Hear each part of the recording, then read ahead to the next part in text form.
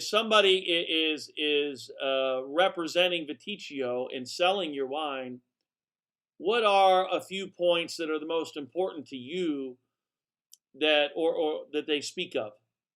Small estate, that we are family run, that we are everything that we do, we do by hands. We make handcrafted and traditional way.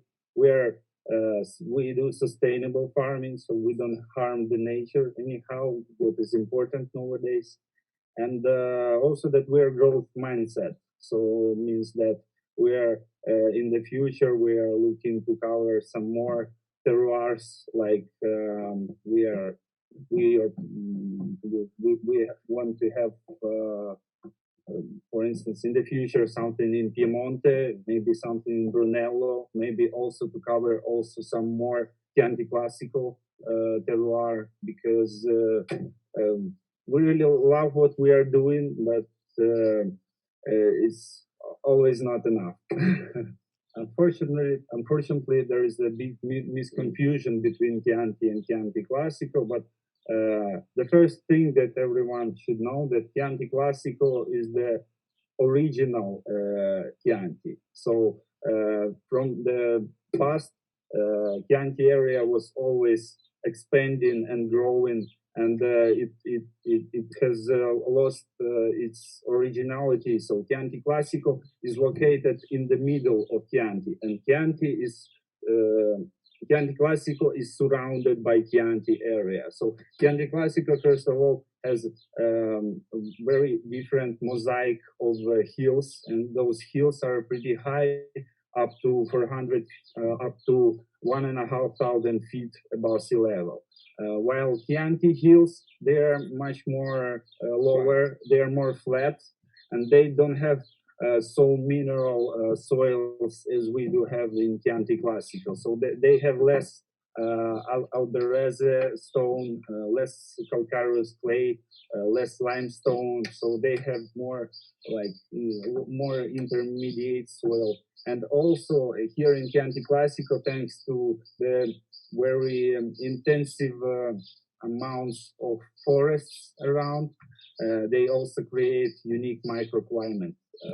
Also, let's say people in Chianti Classico, they, in terms of vineyards, they work, let's say, Chianti Classico regulations, first of all, that say us that this must be done like that, this must be done like this, are stricter than Chianti regulations. So there are more, in Chianti Classico, you should have less plants per hectare, you should have less crops per plant. More quantity of grapes per hectare. So the Chianti, it's another kind of wine. It's Chianti is very simple wine. While Chianti Classico, the name was used because historic. The recipe for making the wine was Sangiovese, Camagnolo, Trebbiano, and Malvasia. In the past, this kind of wine, the recipe for making this wine, was very, very appreciated for the people. So the request at the start was big to the Chianti Classico area, and the rest of the area next to the Chianti Classico starting to make the wine the same way. But the climate, the soil are different, so you have two kinds of wine. One is serious. One you can drink after 20 years, 25 years, the wine from Chianti Classico area. The Chianti, really, it's nice when you drink, it's a easy wine for every day. Table wine. Table, yeah. I've had Chianti Classico. How would you describe the flavor of Chianti versus Chianti Classico? So in Chianti, you have more red fruit, when the flavor of red fruit, the green also vegetable. In Chianti Classico, you have a mix of flower like iris, red fruit, but also black fruit. When you tested the wine, easily you can find the salty of the soils, some sensation like wet soils, truffle, more and more complex flavor. Chianti Classico is better for aging, correct? For aging, but So Italy is the country, Tuscany is the region, Chianti is a sub-region, and Chianti Classico is a smaller region within Chianti. the Chianti Classico is the first original area of wine, the first original area of wine in Italy. The first DOCG was Chianti Classico. Could you help us understand the climate in Tuscany and how it affects the grapes? So in the Chianti Classico area, we have two kind of stone, very important for the soil. One is alberese. Alberese means albero tree, because if you broken the rock in the middle, sometimes you see like a picture of a tree, and the tree is made by the mineral. This design are mineral, concentration of the mineral. Another kind of stone importance is calestro. Both stone are calcaric stone. The soil are limestone, so they give the wine structure and permit to arrive at the ripe slowly, because inside of the soil you have more water, good equilibrium, good balance of water for all season. We don't have the irrigation in Chianti Classico. We have high temperature during the summer, during the day, but during the night here it's cold. Sometimes we arrive at 10 degrees Celsius degree. In Maremma we have soil little bit acid. The soil are made from lime and from sandy soil. The stone is more softly, and the combination with the sea, we are next to the sea, permit to arrive the grape in a ripe fastly, and with more concentration of sugar and alcohol.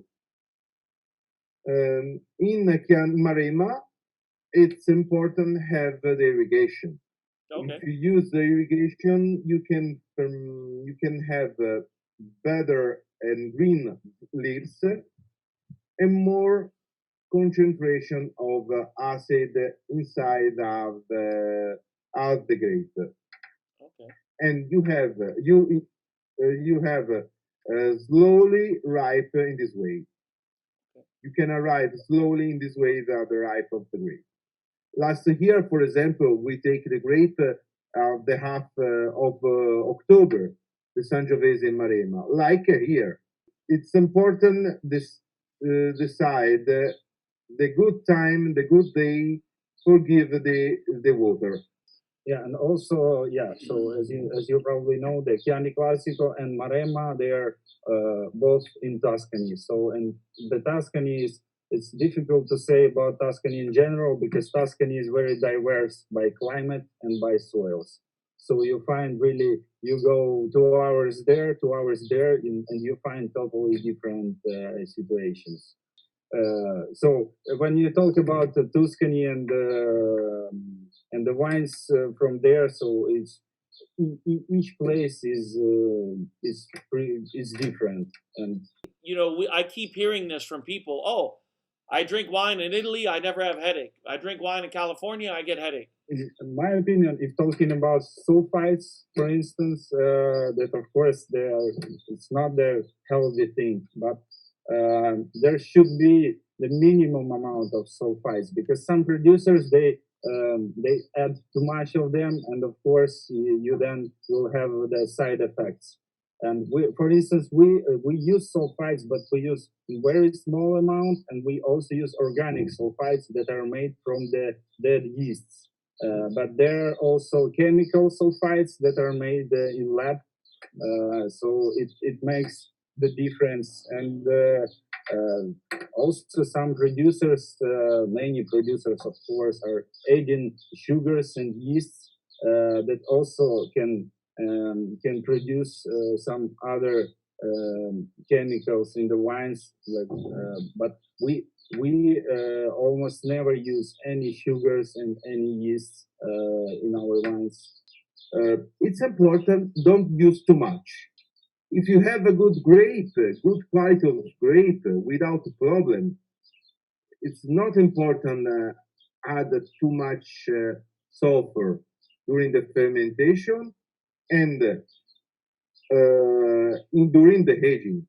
If you don't have a good grape because are attached by some disease or you are dirty in the cellar, is it necessary use more sulfur. One of the differences between European wine and American wine is, and please correct me if I'm wrong, and I'm speaking only generally, not for everybody, but generally speaking, in America, we do more things to the wine, maybe adding things or changing things, as opposed to Europeans, and maybe this is why people are getting headaches. It could be, but in Italy we have really strict regulations for the wine, and if you buy cheap industrial Italian wine, you can have same headache like from any other wine. But when it is crafted, when it is made with the heart and soul, it won't hurt. Yeah. I repeat, it's the quality of the grape that can make the difference. If you starting with good and healthy grape, you don't have a problem. Can you just briefly talk about the grapes? So in Tuscany, a red wine typically has to be what, 80% Sangiovese? Is that correct? And then what are the other grapes? In Chianti Classico, 80% must be Sangiovese. Other, it could be also 100% from.